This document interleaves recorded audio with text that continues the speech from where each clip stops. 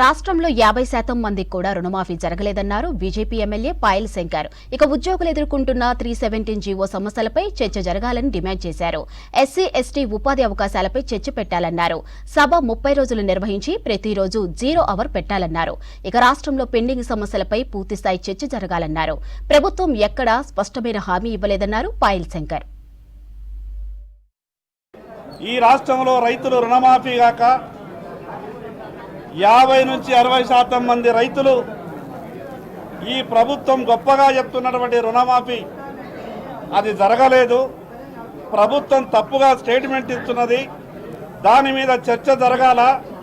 ఈ రాష్ట్రంలో రైతులు ఇబ్బందులలో ఉన్నారు.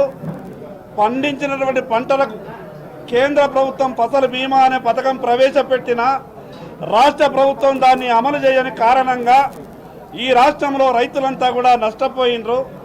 రైతాంగ సమస్యల మీద చర్చ జరగాలని మేము శాసనసభలో పట్టుబడితే పాలక పక్షం ఆ సమస్యలతో మాకేం సంబంధం లేదనే విధంగా ఈరోజు వ్యవహారం చేసింది.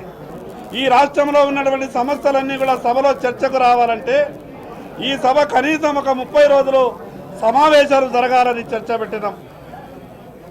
ఆ ప్రస్తావన భారతీయ జనతా పార్టీ తరఫున మేము చేస్తే ప్రభుత్వం నుంచి సమాధానం లేదు.